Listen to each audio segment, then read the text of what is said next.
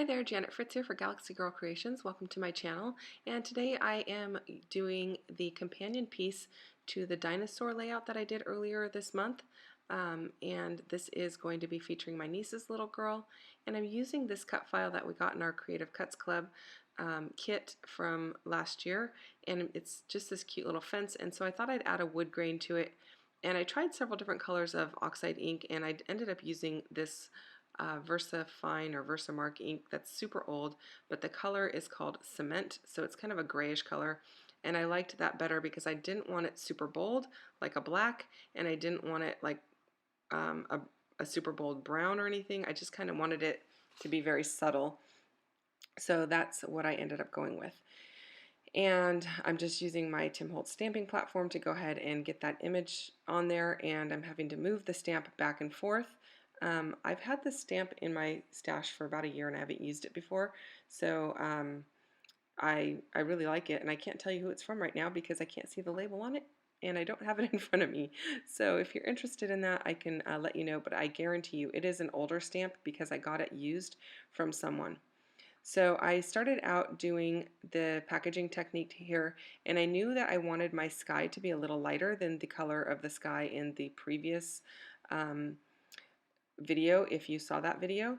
And so what I did was I used the Salty Ocean Distress ink, but I added more water and less pigment.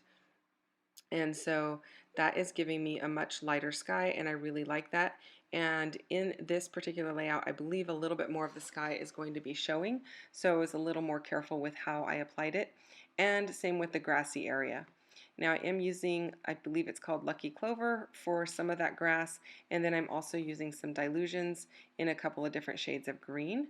Again, if you have questions on what colors I used, just leave me a note down below and I will get back to you on that because I don't have them in front of me at the moment. I do know that that one right there is called, I think it's called something pesto or basil or something like that. Anyway, like I said, leave me a note down below. I'll get back to you as quickly as I can. Again, packaging technique is super easy. This time I am doing it on actual packaging instead of on a plastic bag like I did in the last video. Either way works. It also works if you do it on your acrylic block. You just have a little bit less movement on the acrylic block since the acrylic block is very, it's hard, you know, it's not pliable. You can move things around a little bit better with the plastic, but either one would work in a pinch. So I've got that done. Oh, at least I thought I had that done. I guess I'm going to add a little bit of speckled egg to my sky to give a little bit of grayness. And there it is finished. And then I have all of these pieces that I printed on my Brother printer on some Nina Solar White cardstock. And all of these pieces are from Star Jam for Kids, and that is an Etsy shop.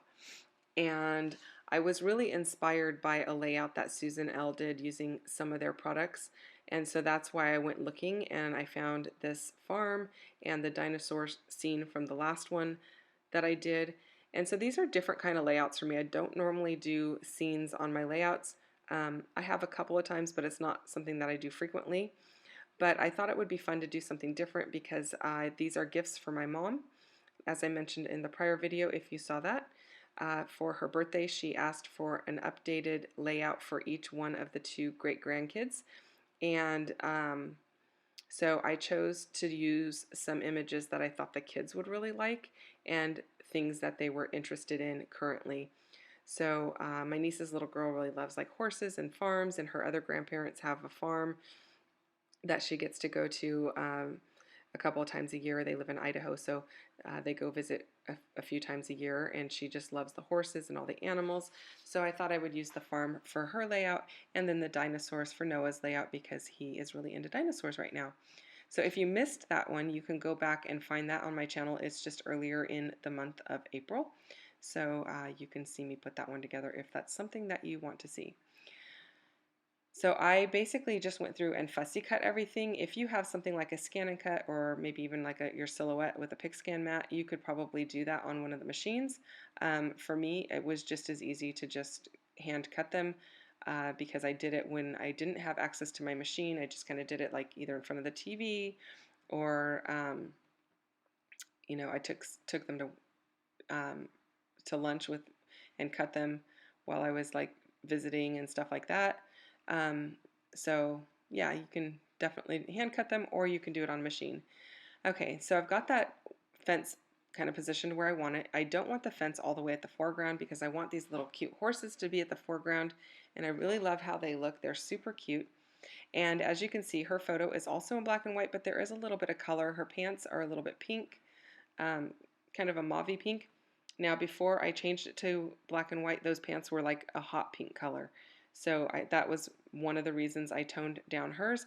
And also with all of this color and all of the foliage that I'm adding to these layouts, the black and white definitely sticks out a little bit more. It becomes more visible for the viewer of the page. And so that's why I went ahead and did that. Also, a lot of times I will frame my photos with a black cardstock from the back, and then trim down the cardstock on the top by like 1/4 of an inch. I'm not doing that on this layout, and I did not do it on the other because once it's in the frame is black. It has a black border around it, and it kind of takes on that role. And so there was no point in really doing that for this particular layout. Also, I will be adding a ton of dimension with uh, the really cheap fun foam from Walmart. And I'm just going to be adding it to like the tips of a lot of these leaves and such because I want the dimension to remain, but once I put it in the frame, it does like compress it quite a bit because it's not a shadow box type frame. It's just a regular type of frame. I did end up putting some chipboard in there as a spacer so that there is a little bit of space between the actual layout and the glass front of the frame, but I didn't. Um, it's not, like I said, there's not a big gap, so I want to make sure that the things that I put that I want dimension stay dimensional. So that's why I'm adding so much of the foam, and you're going to see that as we go.